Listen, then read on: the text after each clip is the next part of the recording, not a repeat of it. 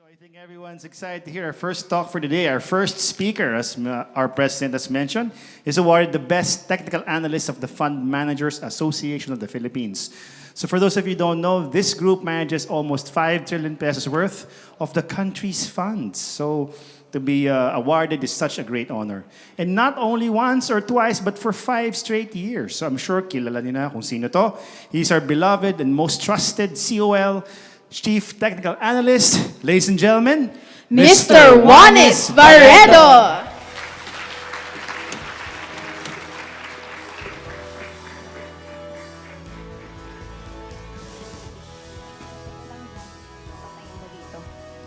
Tiniturn.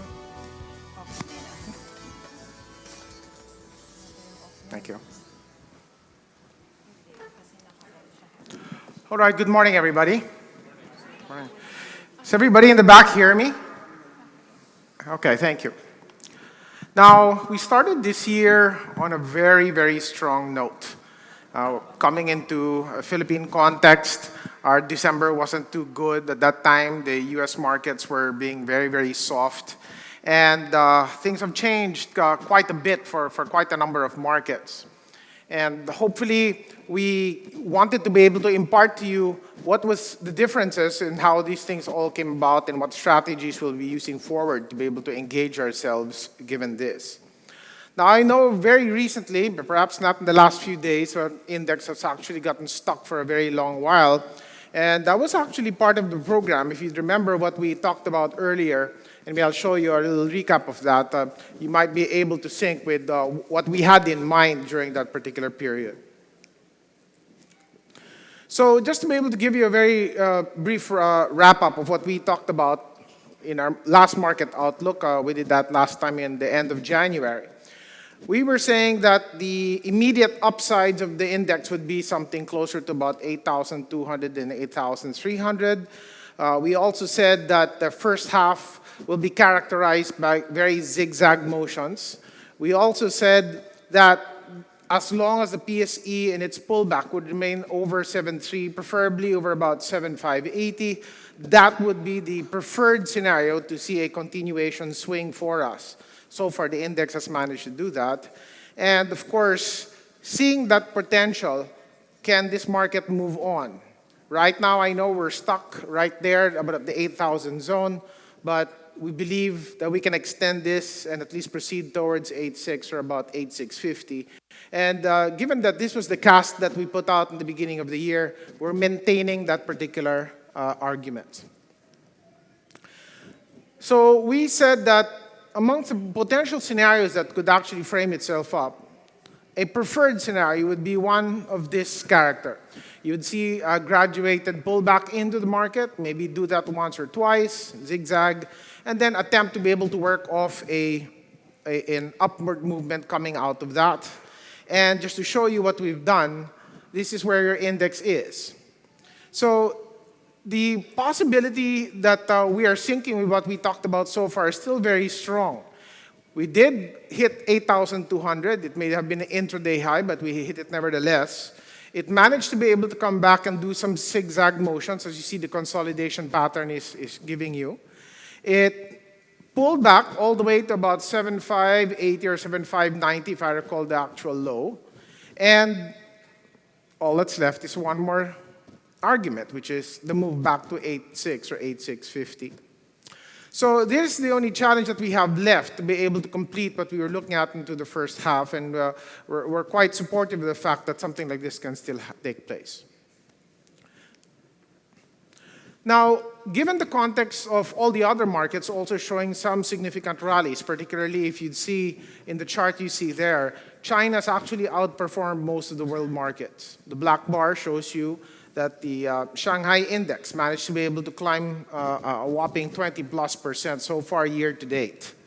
And if you see on the opposite side of the stream, on the left side, is the Philippine index. And the Philippine index is playing catch-up game there. So far, only taking about 6.5% return. But in the last few days, we did see some activity also pick up. Now, we do hope that because we didn't see the Philippines extend itself like many other markets, that the Philippines would still have some juice to be able to push back in. Because we're kind of delayed here. Maybe there are certain things keeping us held back, but we'll deal with that in a while. But it also means that the Philippines has not moved and may still have the potential to be able to move without going into that overbought state just yet, which I would take into a very good hand. So, in order for me to try to make an assessment where things are stronger or not, you've noticed I'm looking at indication here of potential strength. After the index fell back down to that very low that you see there, it's managed to make what we call a Fibonacci rally of about 61.8%. I know some of you may not understand that, but just think of this. If you see the three red lines there in the middle, if in a recovery, the index hits only the first or the lower red line, then that means that the index rally was weak. If it hits the middle band, okay lang. If it hits the third band, the higher band, that means that the index is showing power into its rally. And so that's the first good sign that your index did.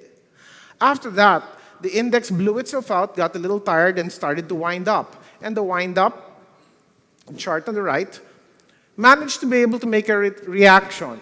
And the reaction now, I also drew a Fibonacci retracement line. There are three lines drawn there. This time, since the index is going downwards, let's interpret it the other way around.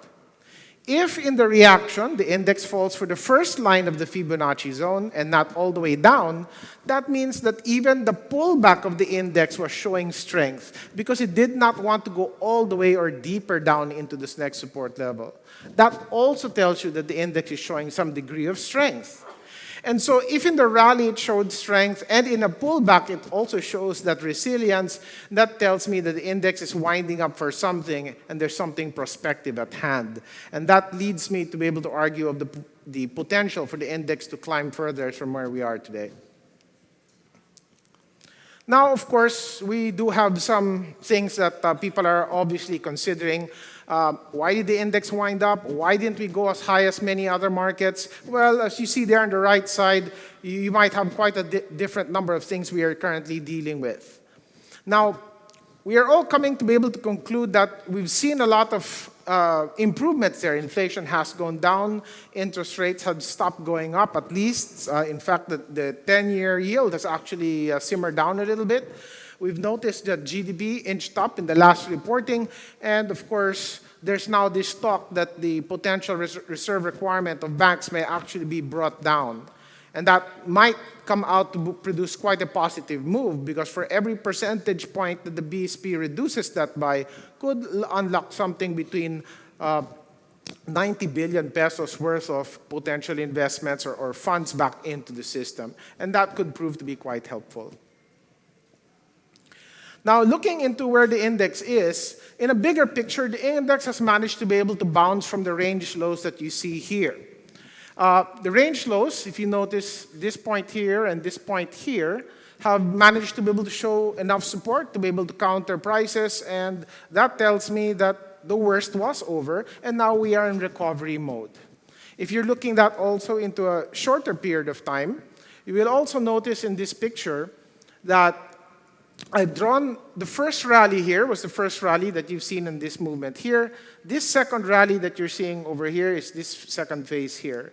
The similarity between them is they both have a wind up after the first initial rally. This one did it here, ours did it in this side. And normally after that wind up, and that's when you see a little bit more pricey action on the movement on the upside. So we're hoping that after this cascade that we've been seeing and looked like it tried to do it the other day, that the facilitation process for the market to be able to improve is clearly very much there. We're coming away from a wind-up, and there's potential for the index to climb here. The only difference is this. When you learn technical analysis, the markets tend to repeat their action, but they don't repeat it in every single series, but they do it every other series. So in the first rally, if you see the first rally we have over here, we had a very, very fast and accentuated advance. The next one that normally comes will be more jagged. So in other words, you're not going to see a very, very fast movement, but rather you're going to see a channeling-like movement, a more gradual one. An upward move, but a slower version. Nothing wrong with that as long as we understand it. So the potential for the market to be able to move on after looking at some of the signals that it has really is quite good. But like I said, you'll probably see this type of movement. You see how it managed to be able to cascade upwards rather than just singly going up very, very fast. And quite a number of indications are pointing to that. The market has this very low, what we call ADX reading that tells me that the temperature gauge for its acceleration is absent. So that also tells me that it's going to be a slow move. Or sometimes when you get a breakout swing, you will see it'll come back in first before it moves again. And it's going to be a little difficult because if you are a momentum trader, you might have a little difficult time. Now, if you use what is known as swing trading, which captures the essence of a cyclical type of up and down movement, that might be a much better system for you to use when you look into your trading. So just be very careful. I mean, breakouts sometimes could prove to have some failures. If you want to know what that means, please do join me in my session later on this afternoon when I talk about trading ranges. All right. Now, there might be, of course, potential problems and hopefully things that can also generate better substance for us here. The US market is quite stretched. It has not corrected too much as of yet. It has not broken any support, but it's still very much aligned into advance, but it's been doing that for a while now. Overbought readings are very clear.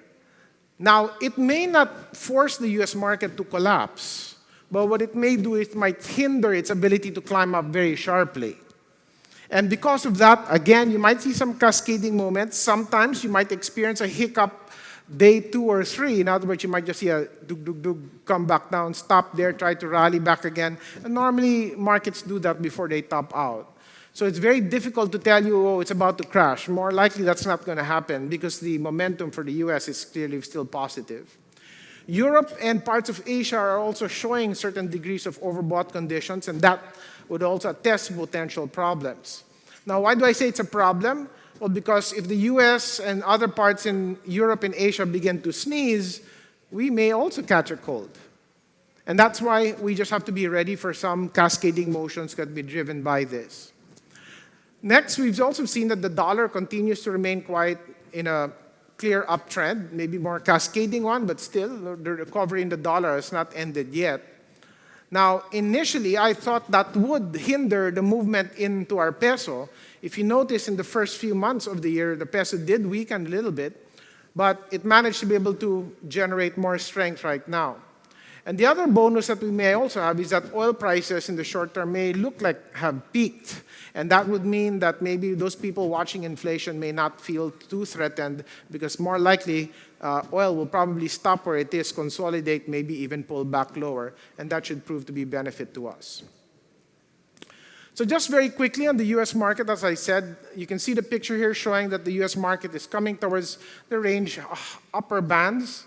And because of that, there might be some need for it to cascade, pause, consolidate, or maybe even pull back down. And I'm looking at maybe a pullback to the 50-day moving average as a potential corrective action. For the US dollar index, it did bump its head on the high band of its range, but clearly you can see an upward moving channel up here. And that means that the dollar should remain strong. But if any of you are attempting to be able to move into that particular currency, you probably want to buy it on the lower end of the range, either in the mid zone or in the low zone of that big channel that you see there. The Philippine peso has U-turned. Last time when we were talking to you, there was that motion there where you see a very, very big spike into the rate. If you notice these very sharp movements, well, this was a time when we were having issues. The BSP didn't know what they were doing in terms of how to control inflation, so they tried to be able to push rates up. During that time also, there was some movement out of the Philippines and being scared of that, and I think they managed to take good control of it now, and because of that, the peso is actually quite vibrant. In fact, it might even attempt to break that supportive barrier you see there on the bottom, maybe even pull back closer to 51, or maybe even possibly 50. So the peso seems to be showing very strong alignment right now. With terms of oil, oil has just broken an uptrend line that it's managed to have in the last so many months. And I think that the advance that we've been seeing in oil has ended. And for the meantime, we'll probably see a cascading skewing, maybe more on the corrective side for oil. So like I said, I don't think that there'll be too much pressure on us right now. So given as things are, I think we will continue to be able to look at the market with very individual strategies. I don't think the market will move broadly altogether. So that means there will still be some work on our part to try to look for the necessary issue that looks interesting. Zigzags will continue to show itself. So price channels will form. And if they're going to do that, you want to be buying either in the mid or lower end of those channels rather than buying always racingly upwards. So be very careful about those issues, especially you see a breakout price. After a breakout from a range, you see 2-3 days of upside. You already want to back off because, as I told you, that's not just going to shoot up to the moon. That's going to cascade, so you have to wait for the next setup to be able to get in. So be very careful of stretches because that's not what this market wants. If you notice what we saw in the last few days, the index tried to break out of resistance. Next thing you know, it gets shot back in. I don't think that's the end of it, but it's just telling you that it's been 2 or 3 days of that advance, and it needs to take some profits, let it time to breathe to be able to regain its composure. In terms of looking at the independent sectors of the market, we feel very strongly about the 3 or 4 sectors first. You have the property index, which shows you the strongest movement in our market so far, followed by the services, commercials, and the financials.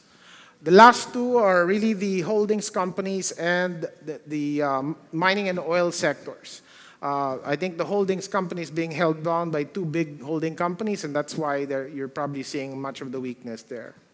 So what I would do is I would focus on those first 3 or 4 sectors first and look for opportunities to pick them up once corrections finish, because that will be the prime movers again, because I don't think they would just end it after showing what they have now. Now, in terms of the issues that I'll be focusing on, so I decided to be able to give you a list of stocks that's in my radar screen. Now, if you can see, there's a lot of colors there. It's not because we're far away from Christmas, but the whole idea here is I have to tell you whether some of them are a little extended now, the ones in red. Some of them are losing some momentum, the ones in blue. And the ones that are colored black seem to be still okay with their technicals, and that means that could still be some room for improvement. But just because it's blue or red doesn't mean it's bad. It just means that I like them. Just wait for the better part in timing or setups to be able to engage them.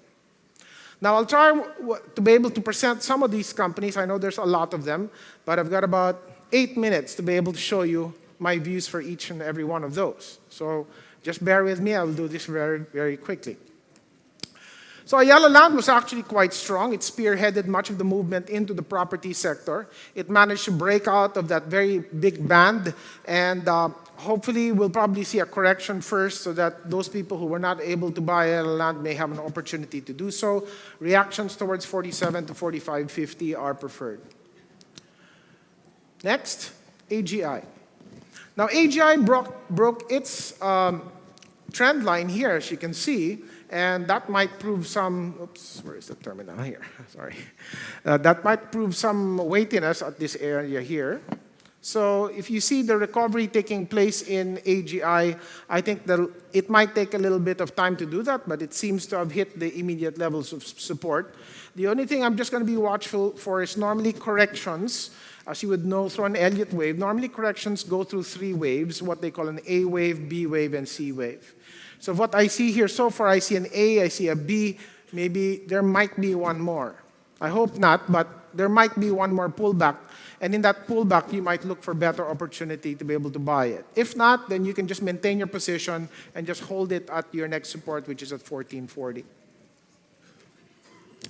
Next, we have BDO. Now, this particular stock pushed out of its range, and we did see a breakout motion in there. I guess the question we're going to ask ourselves is, will this continue, or will this stop, or what's going to happen? Because in 2 days, it hit its target immediately. All right, so that resistance was closer to about 141, 142. It hit that yesterday, intraday, and then it managed to be able to show some pullbacks.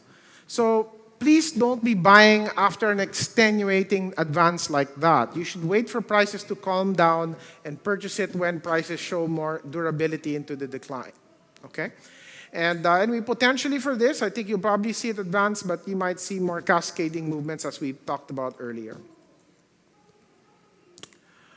Bloomberry. Okay, Bloomberry, I'm actually neutral here, although I like the activity that's been going on. I'll just have to be very careful here as prices are softening up and going towards the lower end of its channel.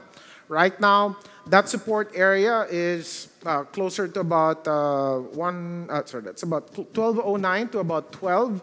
So we don't want that area to be able to break. If not, it might generate a much longer consolidation pattern. But so far, I'll hold it if I do still have this right now. Then we have BPI. Aggressive trade because it's coming out of a downtrend. And because of that, you will understand the fruitfulness of sometimes why you have to wait for what we call a trend reversal. If you want to know what that is, please join Edmund's talk later when he attempts to be able to discuss how to identify a trend reversal so he can tell you exactly when you're supposed to enter on circumstances like you see here. But potentially, there's slight divergence in BPI, so there's a potential reversal action that may be coming out of this. ICTS. Now, this company has gone up quite strongly.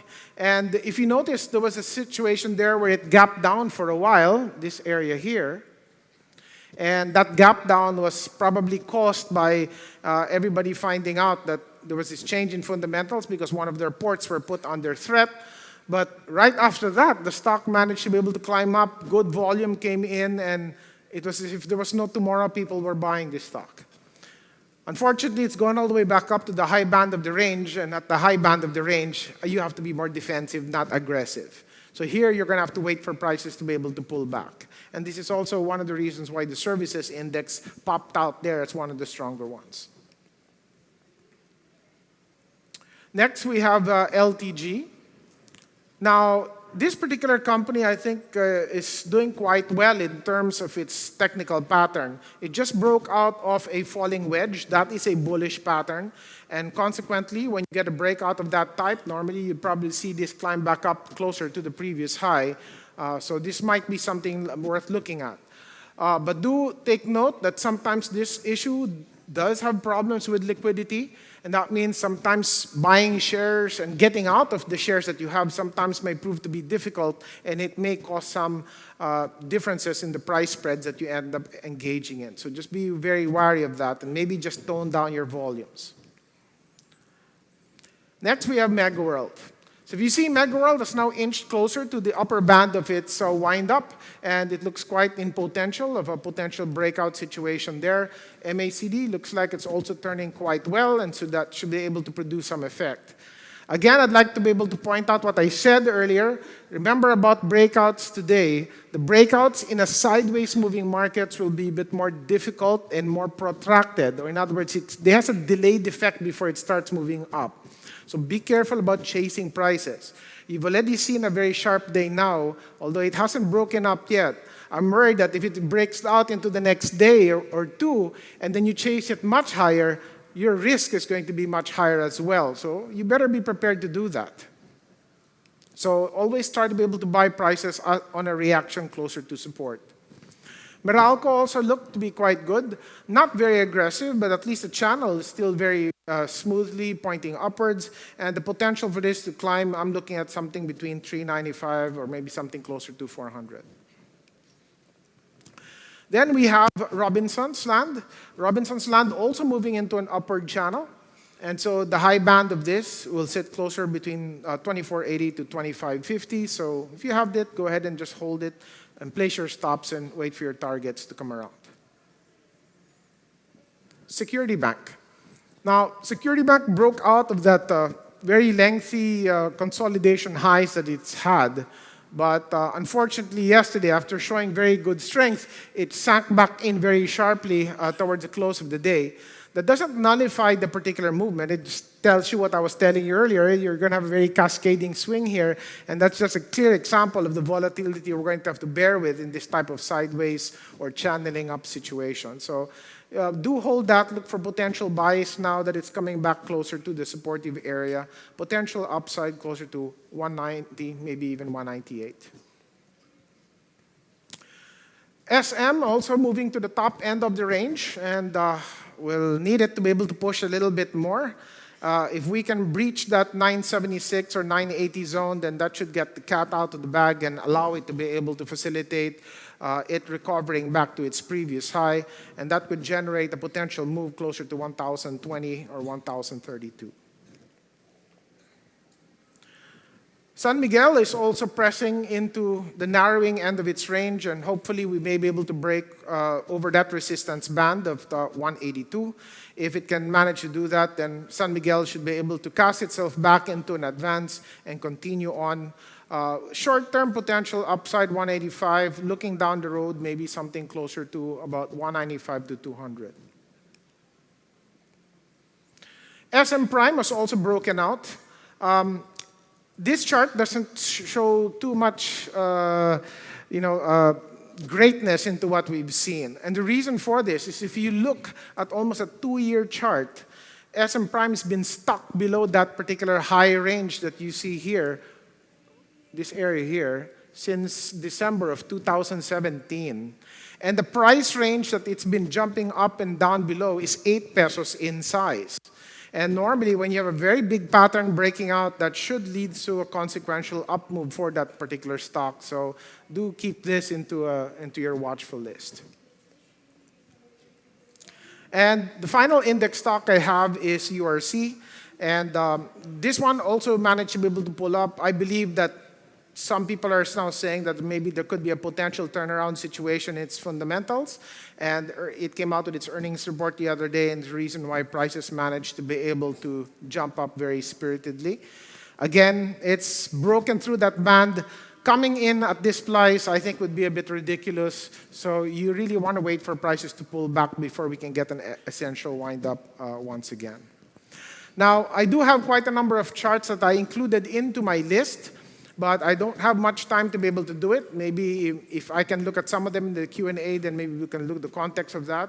But if all of you have your emails registered here with us today, I will send you a full list of everything that I've managed to do so that you can get the fullness of the essence of all the other charts that we've managed to cover. They may not be index stock, but they're quite popular, and a lot of people like to trade them. I'm sure many of you would probably want to be able to look at some of those also. So with that, I'd like to be able to give you again the opportunity to say thank you for coming, and of course, to give you the rosy aspect that our market is still improving despite the consolidation we have, and just to be able to learn to anticipate the side-swinging nature of this market rather than a very forceful advance, so that you can come around to be able to challenge yourself to pick prices up on a reaction. Channel formations are going to be very much prevalent, so just temper your aggressiveness into this market, but I think we're on our way to 8,600. With that, thank you very much. I'll again see you guys again this afternoon.